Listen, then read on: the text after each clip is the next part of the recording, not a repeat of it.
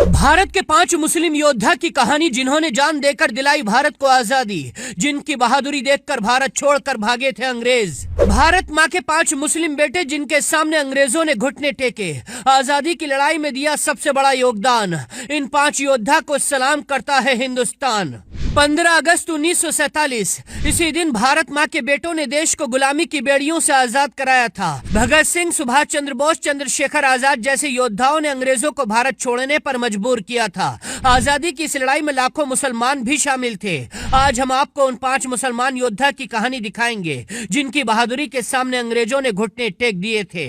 मौलाना अबुल कलाम आजाद। मौलाना अबुल कलाम आजाद एक ऐसे स्वतंत्रता सेनानी थे जिन्होंने कभी भी अंग्रेजों के सामने हार नहीं मानी। अबुल कलाम आजाद ने ही भारत की आजादी के बाद लाखों मुसलमानों को भारत छोड़कर पाकिस्तान जाने से रोका था। अबुल कलाम आजाद ने कहा था, अगर भारत छोड़कर पाकिस्तान जाओगे तो भारत कमजोर हो जाएगा और हमें अपने वतन को कमजोर नहीं होने देना है। आजादी के बाद मौलाना आजाद ने करीब 10 साल तक भारत के पहले शिक्षा मंत्री के तौर पर काम किया। वो एक ऐसे स्वतंत्रता सेनानी थे जिनके सम्मान में आज भी हर धर्म के लोग झुकते हैं और पूरा देश आज भी उनको सलाम करता है।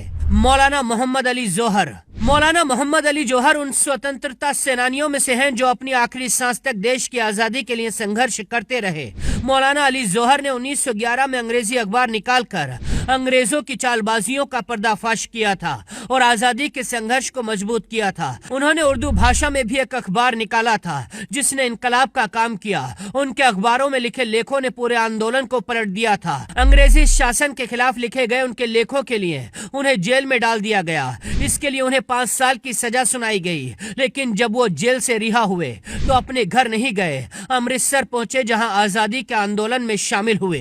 अशफाक उल्लाह खां। 25 साल की उम्र में अशफाक उल्लाह खां ने चंद्रशेखर आजाद और राम प्रसाद बिस्मिल समेत अपने क्रांतिकारी साथियों के साथ मिलकर ब्रिटिश सरकार की नाक के नीचे से सरकारी खजाना लूट लिया था। इस घटना को काकोरी कांड के नाम से जाना जाता है।